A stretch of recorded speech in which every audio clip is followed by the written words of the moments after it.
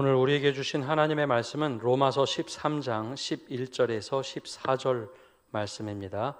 신약성경 257면입니다.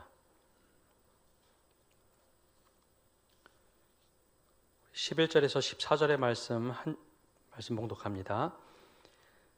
또한 너희가 이 시기를 알거니와 자다가 깰 때가 벌써 되었으니 이는 이제 우리의 구원이 처음 믿을 때보다 가까웠음이라. 밤이 깊고 낮이 가까웠으니 그러므로 우리가 어두움의 일을 벗고 빛의 갑옷을 입자. 낮에와 같이 단정히 행하고 방탕하거나 술 취하지 말며 음란하거나 호색하지 말며 다투거나 시기하지 말고 오직 주 예수 그리스도로 옷 입고 정욕을 위하여 육신의 일을 도모하지 말라. 아멘. 매주일 예배 시작 전에 제가 오늘의 날짜와 꼭 절기를 말씀을 드립니다. 교회력의 절기로 따지면 오늘 12월 1일 첫째 주가 대림절 첫째 주일로 교회력 새해를 알리는 주일입니다. 이 교회력은 우리의 달력보다 한 달 정도가 좀 빠릅니다. 즉 12월 첫째 주 혹은 11월 마지막 주가 대림절 시작으로 교회력으로는 새해를 알립니다. 제가 늘 이 교회력을 알려드리는 이유는 우리의 신앙이 나태해지기 쉬운데 절기에 따라서 우리의 신앙을 한 번 더 점검하고자 하는 취지에서 늘 절기를 말씀을 드립니다. 대림절 하면 우리 의미들을 담고 있는데요. 초림하셨던 예수님, 즉 성탄절을 준비하면서 4주 동안 저희가 촛불을 밝힙니다. 그래서 첫 번째 주에는 희망이란 촛불을 밝힙니다. 근데 이 또 다른 의미는 대림절은 하나님께서 약속하셔서 이 땅에 오신 예수님, 그것과 똑같이 예수님께서 다시 약속을 하시죠. 내가 다시 오겠다. 다시 오실 주님을 기다리는 절기. 그래서 이 절기는 희망을 준비하는 절기입니다. 주님이 다시 오실 것이다 하는 그 약속의 말씀을 붙잡고 다시 한번 한 해가 시작될 그쯤에 우리가 어떤 믿음을 가지고 살아야 되는가 다짐하고 점검하는 시간이 바로 대림절 절기입니다. 당연히 우리가 믿음을 가지고 주님을 기다린다라고 하지만 복음서의 말씀을 보면 그렇지가 않다는 것을 알 수 있습니다. 하나님께서 선지자들을 통해서 약속을 하셨습니다. 내가 너희를 구원할 메시아를 보내줄 거다. 인자를 보낼 것이다. 한 해, 두 해, 10년, 30년, 100년, 200년, 300년이 흘러가면서 사람들이 이 내용은 알고 있지만 그걸 믿음으로 지키고 기다린 사람은 그리 많지가 않았습니다. 매주 회당에서 모인 사람들이 있었고 매일매일 성전에 올라가 예배드리던 사람들도 많았습니다. 제사장, 바리새인, 사두개인은 그렇게 매일 예배를 드리면서도 알긴 알지만 설마 하면서 믿지 못했던 것이 그들의 모습이죠. 이와 달리 그걸 믿음으로 받아들이고 아는 것을 실천하며 준비한 사람들도 있습니다. 믿음은 없었어도 이거 분명히 하나님께서 하신 일이다. 동방박사와 목자들은 주님의 오심을 준비하고 기대하고 바라던 사람입니다. 그 외에도 시므온과 안나는 믿음으로 오랫동안 평생 주님 오실 것을 아는 것을 넘어서 믿음으로 기다렸던 사람들이죠. 그렇다면 우리가 복음서의 인물로 한 사람이 된다면 여러분은 어떤 사람의 모습에 서 있겠습니까?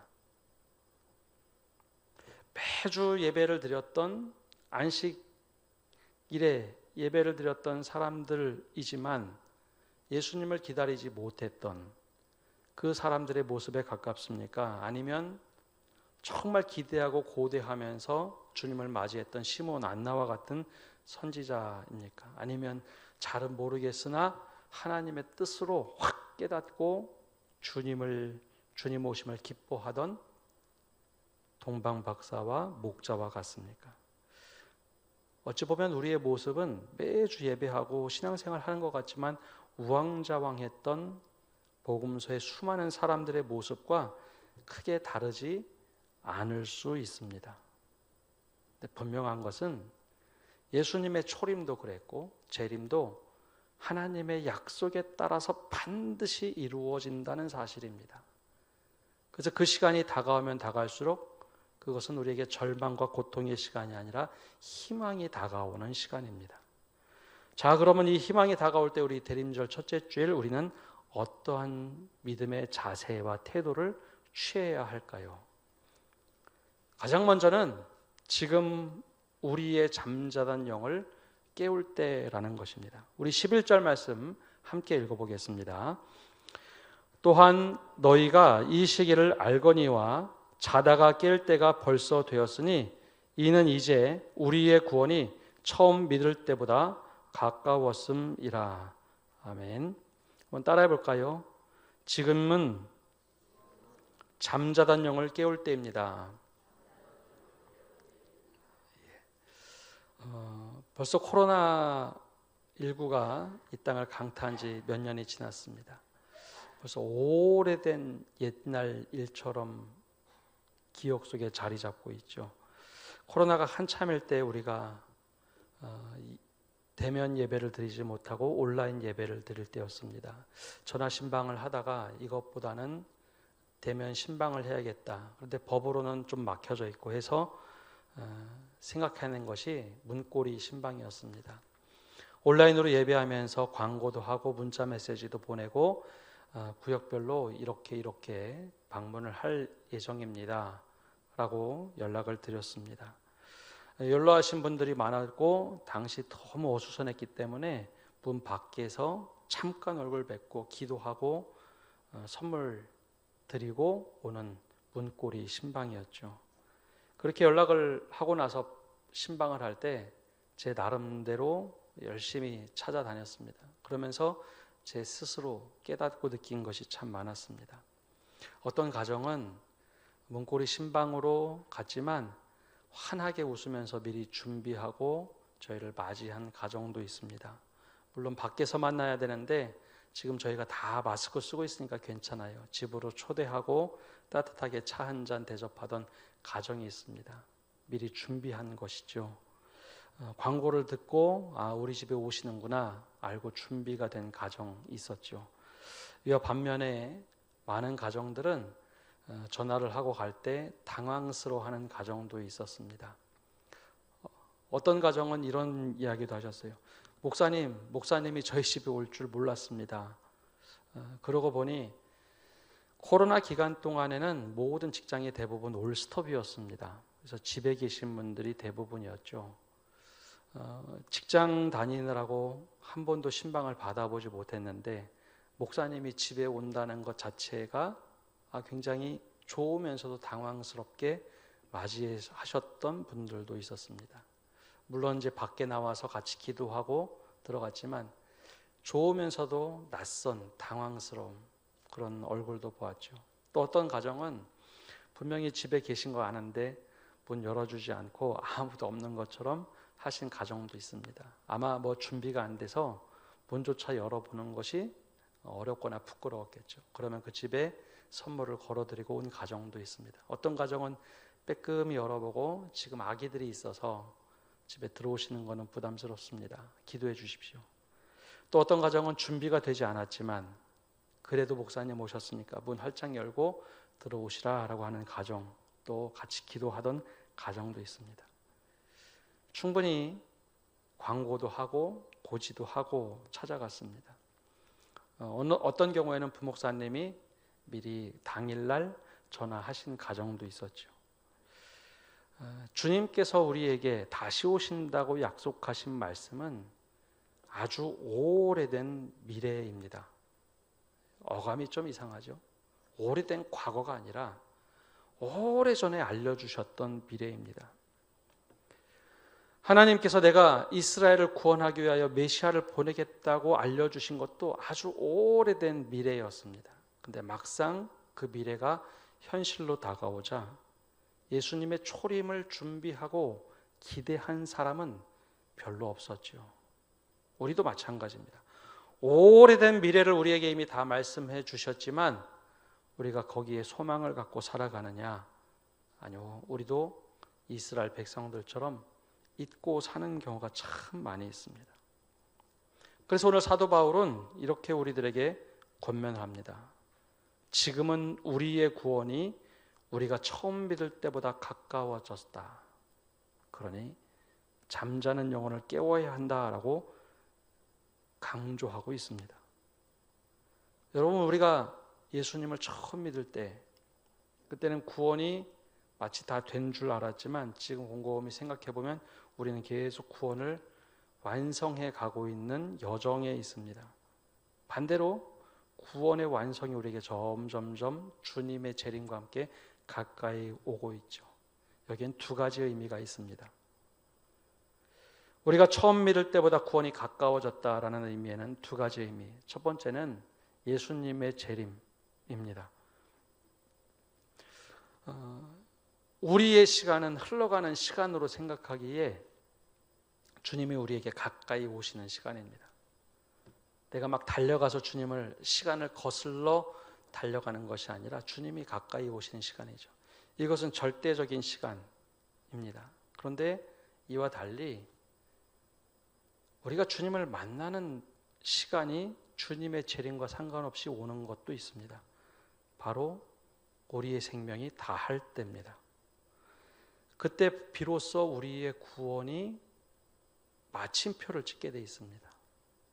여정 중에는 구원의 마침표를 찍을 수 없습니다. 인생의 여정 중에는 우리가 구원을 어떻게 하면 이룰 것인가, 성화의 모습으로 열심히 신앙생활을 하지만 그 마침표를 딱 찍는 순간은 주님이 내게 찾아오신 것, 개인적으로 주님을 만나는 죽음 이후입니다. 바로 그 시간이 점점 우리에게 가까이 오고 있다는 거죠. 물리적인 시간으로 봐도 어떤 분들에게는 지금까지 산 날보다 살 날이 평균적으로 많이 남은 분도 계시겠지만 우리 교회는 대체적으로 주님을 만날 시간이 이제 얼마 남지 않은 짧은 시간입니다. 근데 그 시간은 아무도 모른다는 거죠. 경상도를 제외하고 지난주에 많은 눈이 내렸습니다.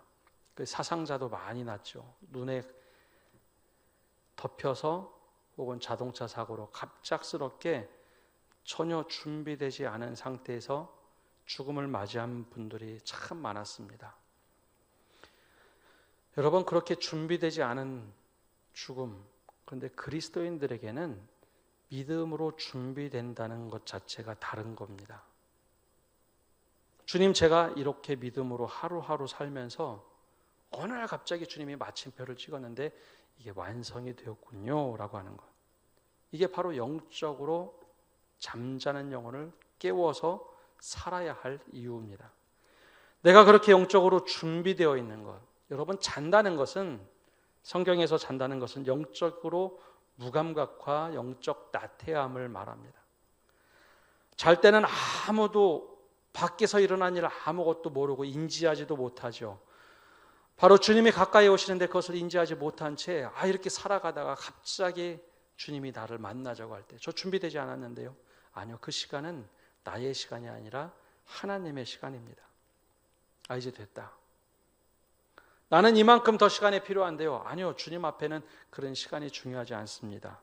그때 우리가 영적으로 깨어 있다면 그 시간은 주님이 완성하시는 시간, 나의 삶의 완성을 만들어주시는 시간입니다. 근데 영적으로 잠자고 있다면, 나태하고 아무런 준비가 되어 있지 않다면 갑자기 신방을 왔던 저의 모습처럼 당황스러울 겁니다. 아직 아닌데요? 아니요, 그건 우리에게 이야기는 할 수 있어도 주님의 시간에는 그런 것이 없습니다. 성도 여러분, 영적으로 깨어나시기를 바랍니다. 교회력 첫째 주일을 보내면서 주님, 우리가 대림절을 맞이하면서 영적으로 깨어나게 해주십시오. 그렇다면 영적으로 깨어나는 것이 과연 어떤 것일까요? 영적으로 깨어난다는 것은 다가오시는 주님, 그 희망을 준비하며 사는 삶입니다. 우리 12절과 13절 말씀 함께 읽어보겠습니다. 밤이 깊고 낮이 가까웠으니 그러므로 우리가 어두움의 일을 벗고 빛의 갑옷을 입자. 낮에와 같이 단정히 행하고 방탕하거나 술 취하지 말며 음란하거나 호색하지 말며 다투거나 시기하지 말고. 아멘. 우리가 잘 아는 것처럼 밤이 깊고 낮이 가까이 왔다라고 하는 것은 아마 새벽 여명이 깃들기 전 가장 어두운 순간일 겁니다. 그 어두운 순간에 우리가 기억해야 될 것은 주님이 빛으로 다가오신다는 겁니다. 사도 바울은 우리에게 권면을 하죠. 우리가 어두움의 일을 벗고 빛의 갑옷을 입자라고 권면합니다. 여러분, 어두움의 일과 빛의 옷을 입고 살아가는 삶이 과연 어떤 것일까요? 어두움은 영원한 것이 아니라 반드시 해가 뜨면서 사라지는 겁니다. 어두움의 일과 빛의 갑옷은 도대체 어떤 의미가 있을까요? 어떤 차이가 있을까요? 우선 어두움의 일, 어두움의 특징이 어떤 것일까요? 여러분, 새벽에 교회를 오다 보면 도시에 살고 있으면 빛이 많아서 밤처럼 그렇게 많이 느껴지지 않습니다. 밤이 밤 같지가 않죠. 빛이 환합니다. 근데 진짜 어둠이라는 것은 익명성을 보장해 주는 시간입니다. 실제로 깜깜한 어두움에서는 누가 무슨 행동을 하는지 알 수 없기에 익명성이 보장이 됩니다. 어떤 일을 하는지 알지 못하죠.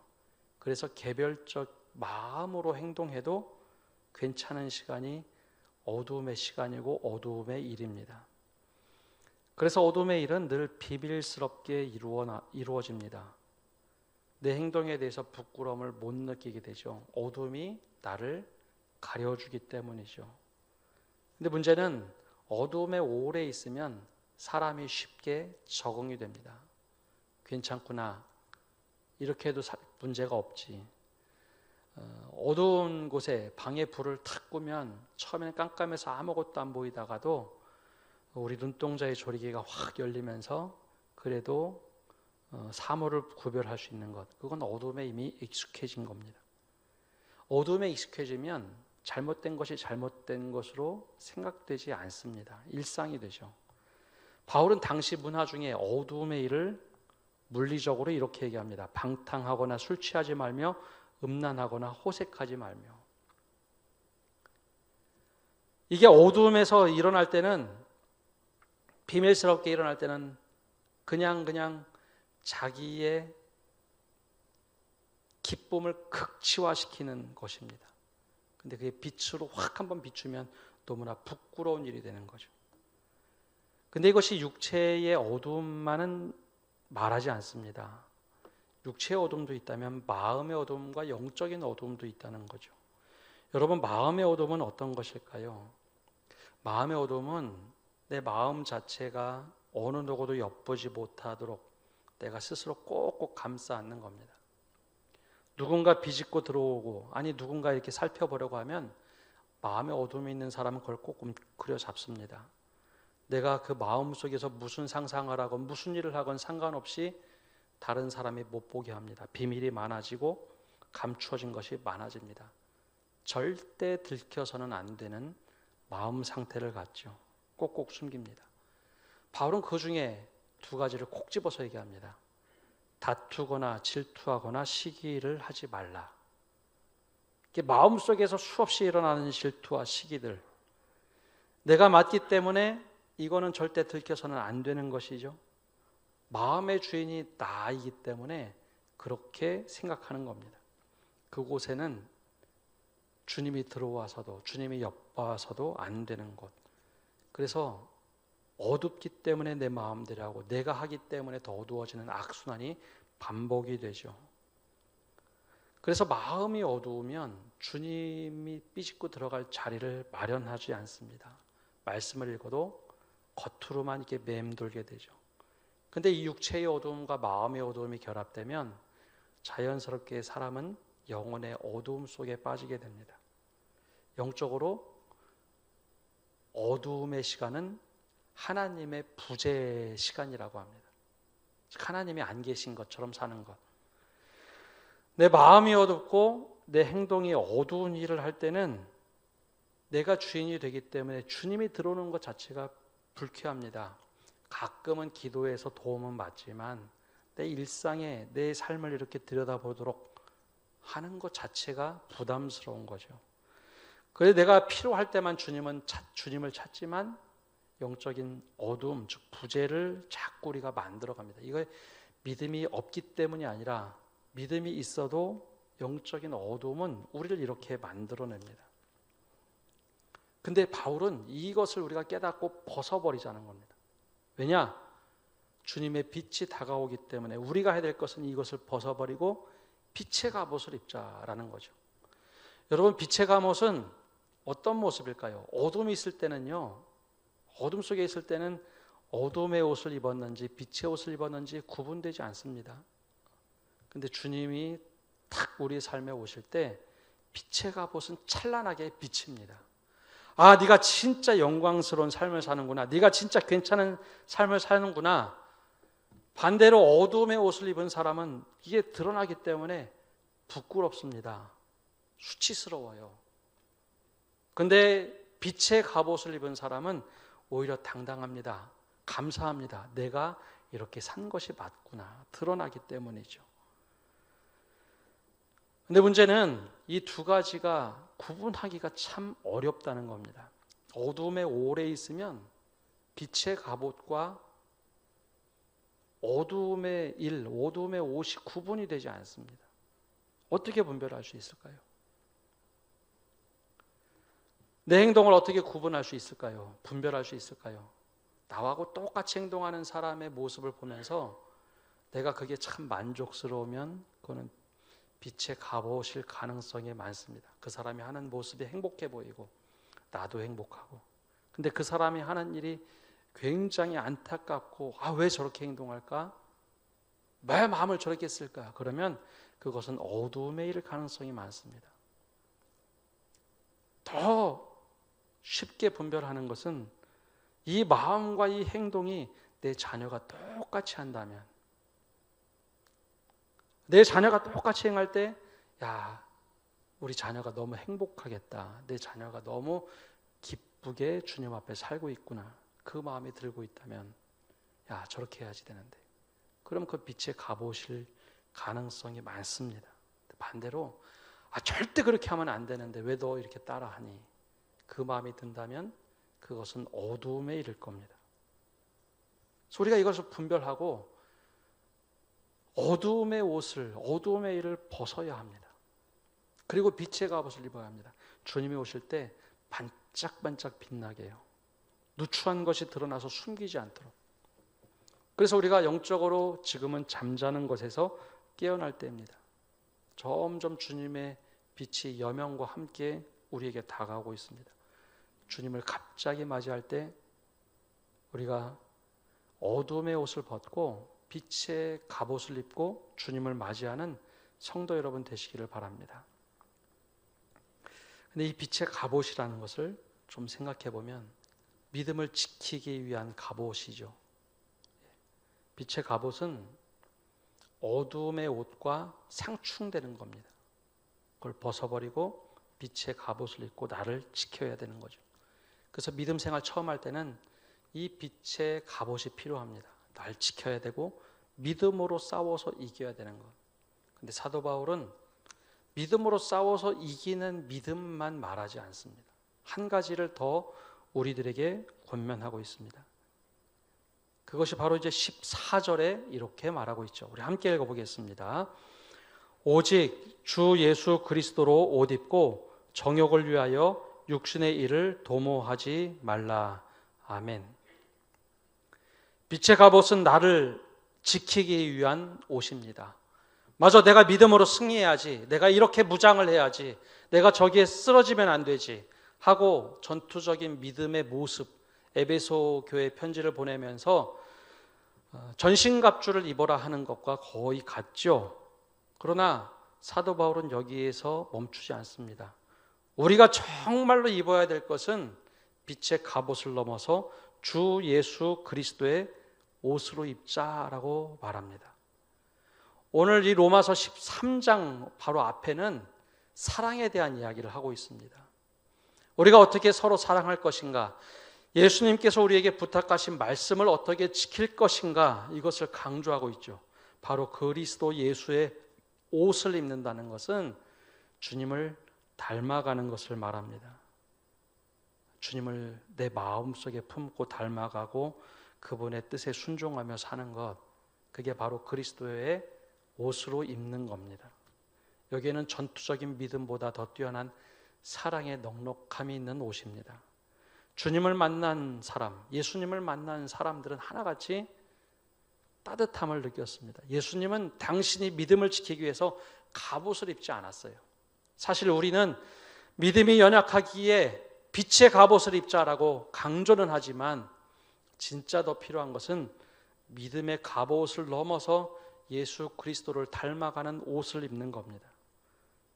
희망을 품는 것, 주님 그렇게 하셨군요. 그럼 저도 그렇게 해보겠습니다. 주님께서 이걸 원하시다면 나도 그렇게 순종해 보겠습니다.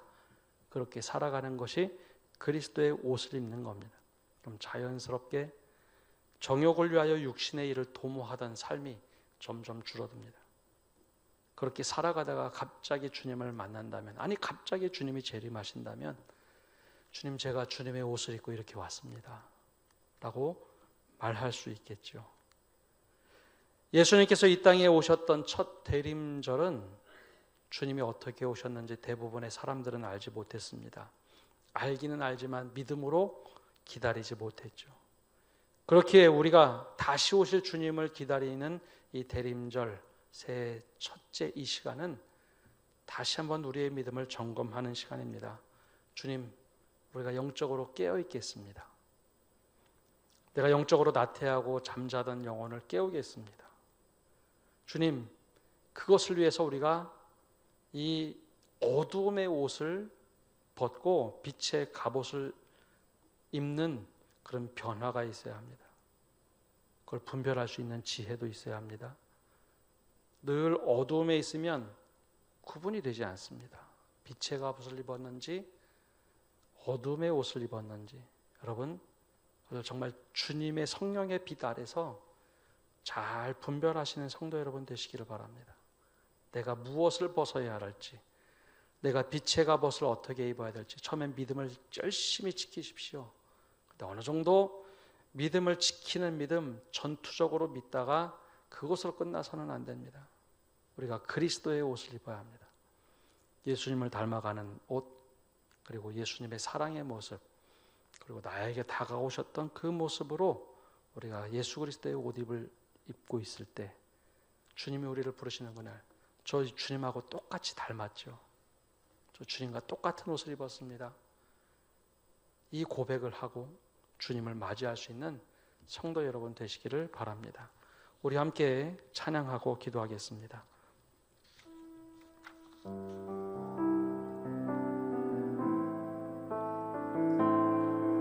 우리 주님 다시 오실 때까지 믿음을 지키며 살게 달라고 간절한 마음으로 찬양하고 기도합니다. 주님 다시 오실 때까지 나는 이 길을 가리라. 좁은 문 좁은 길 나의 십자가 지고 나의 가는 이 길 끝에서 나는 주님을 보리라. 영광의 내 주님 나를 맞아 주시리. 주님 다시 오실 때까지 나는 일어나 달려가리라.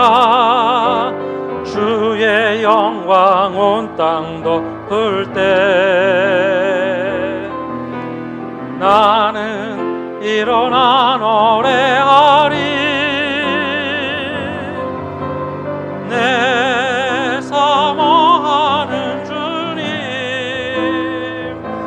온 세상 구주시라. 내 사모하는 주님 영광의 왕이시라. 다시 한번 합니다. 주님 다시 오실 때까지, 주님 다시 오실 때까지 나는 이 길을 가리라. 좁은 길 나의 십자가 지고 나의 가는 이 길 끝에서 나는 주님을 보리라. 영광의 내 주님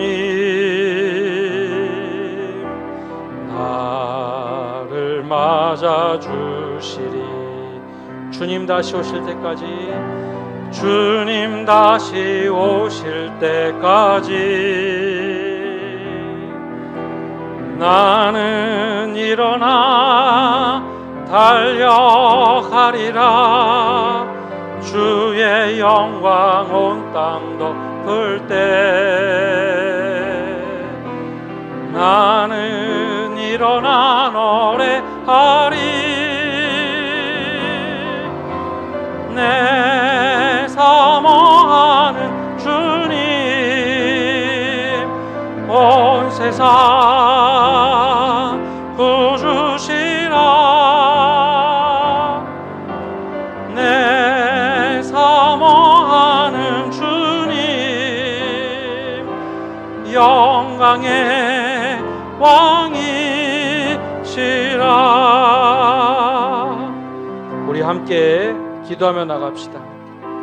주님이 다가오실 이 대림절에 우리가 영적으로 깨어나 기도하는 우리가 되게 해달라고 기도합시다. 내가 잠자고 있는 영혼이 아니라 세상에 어떤 일이 일어나고 내가 영적으로 어떻게 민감하게 반응해야 되는데 무기력하게 가만히 있는 사람이 아니라 영적으로 깨어나게 해달라고 기도합시다. 두 번째로는 우리 기도하실 때 주님, 우리가 어둠의 일을 버리고 빛의 갑옷을 입을 수 있는 지혜와 분별력을 허락하여 달라고. 주님, 우리가 빛의 갑옷을 입고 주님을 맞이할 수 있는 준비가 되게 해달라고 간절한 마음으로 사모하며 기도합시다. 마지막으로는 우리가 늘 믿음을 지키기 위해서 정말 도전적으로 전투적으로 사는 것을 뛰어넘어 예수 그리스도의 옷을 입고 사랑으로 그 넉넉함으로 평화로 살아가시는 저희가 되게 해달라고 간절한 마음으로 예수 그리스도의 옷을 입게 해달라고 기도하며 나갑시다. 기도하겠습니다. 하나님 아버지, 시간 기도하며 나갑니다. 하나님, 올해 영적으로 깨어날 수 있는 저희가 되게 하여 주시옵소서. 영적으로 민감해야 되는데 늘 잠자고 있어서 하나님, 주변에 무슨 일이 일어나고 있는지 영적으로 어떻게 바라봐야 될지 무엇을 해석해야 될지 하나님 모르고 그냥 넘어가는 저희들의 모습이 있음을 고백합니다. 아무리 많이 알고 있는 것처럼 보여도 하나님, 회당에서 예배를 드리고 성전에서 예배를 드려도 예수 그리스도가 이 땅에 오셨을 때 아무도 알아보지 못했던 것처럼 혹시 우리가 영적으로 잠자고 있지는 않은지요. 지금 우리 주변에 일어나고 있는, 나에게 일어나고 있는 일이 영적으로 둔감하여 아무것도 깨닫지 못하고 있다면 하나님, 구별할 수 있는 지혜를 허락하여 주시옵소서. 분별할 수 있는 지혜를 주시고 영적으로 깨어날 수 있는 믿음을 허락하여 주시고 결단하게 하여 주시옵소서. 더 나아가서 주님, 우리가 육신의 일에 어두움의 일을 도모하는 자가 아니라 하나님, 빛의 갑옷을 입는 자가 되게 하여 주시옵소서. 하나님, 어둠의 일을 벗어버릴 수 있는 저희가 되게 하여 주시옵소서. 하나님, 내가 너무 어둠 속에 오래 있어서 익숙하고 하나님 그것을 입고 행하는 그 부족한 사람이 아니라 이제는 그것을 벗어버릴 수 있는 분별력, 하나님, 그리고 빛의 갑옷을 입을 수 있는 결단이 있게 하여 주시옵소서. 그래, 주님을 만나는 그날 하나님 믿음으로 살아왔다고 고백하게 하여 주시고, 더 나아가서 하나님 예수 그리스도의 옷을 입는 저희가 되게 하여 주시옵소서.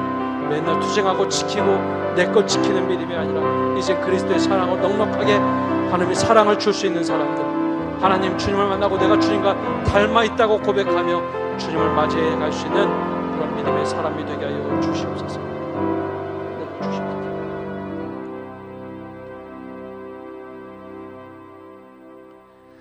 살아계신 주님, 우리가 대림절 첫째 주를 맞이하면서 우리에게 다가오시는 주님을 희망으로 맞이할 수 있도록 준비하게 하여 주시옵소서. 먼저 영적으로 깨어있게 하여 주옵소서.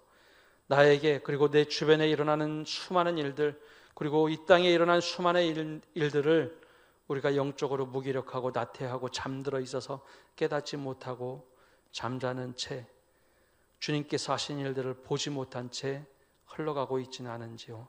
주님, 영적으로 깨어나게 하여 주시옵소서. 더 나아가서 우리가 너무 어둠에 오래 있어서 어둠의 일을 익숙하게 생각하고 어둠의 옷을 입고 살아가지는 않는지요.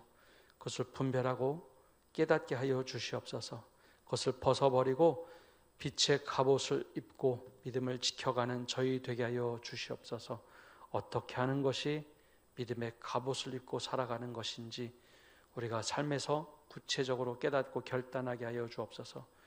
그러나 주님, 우리가 믿음을 지켜가는 것에 급급하지 않게 하시고 오히려 더 나아가서 주님을 닮아가는 저희가 되게 하여 주시옵소서. 그리스도의로 옷 입고 주님을 만나는 그때에 주님께서 우리를 향하여 네가 참 나를 닮았구나 하는 그 음성 들을 수 있는 저희 되도록 저희들의 삶을 주장하여 주시옵소서. 이 모든 말씀 예수님의 이름으로 기도합니다. 아멘.